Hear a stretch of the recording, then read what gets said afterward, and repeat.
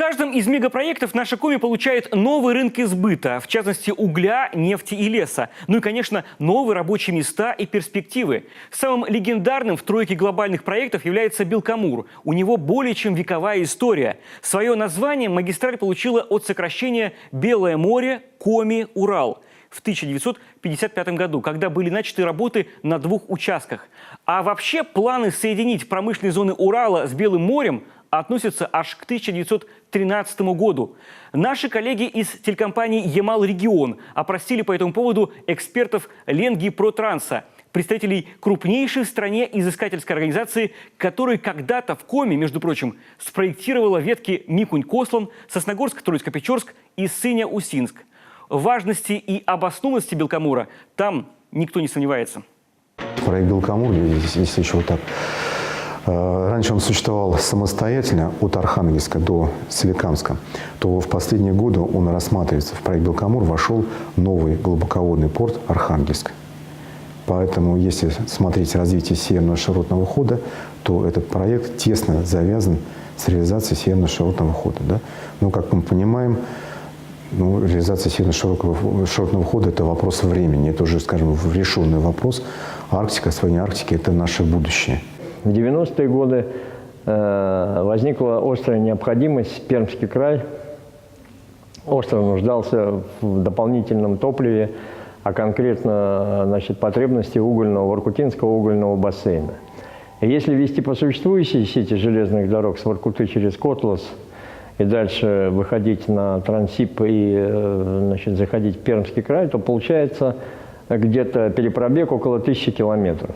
А если проложить линию непосредственно с района Перми и дальше по территории Республики Коми и выход, соответственно, на Архангельск-Карпогоры и, соответственно, Сыктывкар, Микунь, с Микуни выход на Воркуту, получается большая экономия в расстоянии и, собственно говоря, скорость доставки грузов резко возрастает. Инициатором этого проекта явилось правительство Пермского края.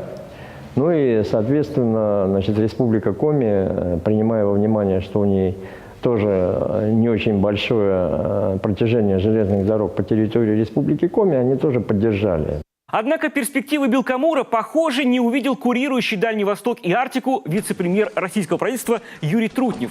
А у него сейчас все карты. В кулуарах Арктического форума стройку века он назвал неокупаемой. Мол, однозначного ответа, что этот проект для страны выгоден, пока не возникало.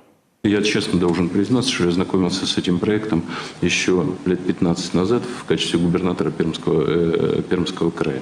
Времени прошло много, если у ученых возникли другие обоснования, то есть возникли другие цифры и возникли доказательства, что этот проект может стать рентабельным и хотя бы в длинные сроки, но окупится, что туда надо вкладывать деньги, то я с удовольствием буду поддерживать проект.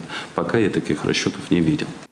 Но самой проработанной по итогам событий в Санкт-Петербурге идеей на данный момент эксперты все-таки называют выход на Индигу. Определенности по порту удалось добиться губернатору соседнего Ненецкого округа Александру Цыбульскому.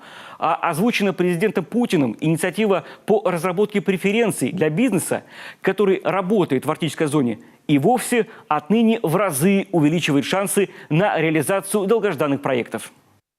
Я полностью удовлетворен работой форума, потому что получил четкий ответ на запрос об унифицированном подходе к запуску и реализации арктических инвестпроектов. Определен инвестор проекта строительства морского порта Индиго. Проект признан потенциально перспективным на уровне правительства Российской Федерации и рекомендован к детальной проработке. Получена поддержка госкорпорации «Росатом» по организации международного транзита грузов через Севморпуть с участием региона. Впрочем, пока все это планы стратегии аж до 2035 года. Проекты осложнены расчетами из-за условий вечной мерзлоты, а значит и крупными финансовыми вложениями. Они важны как для развития промышленности, так и перспектив жизни на севере.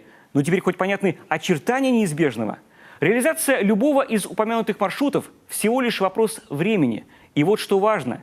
Стратегически из всех регионов, на которых сошлись клином эти пути-дороги, именно Коми в центре событий. Оттого и проиграть мы не можем.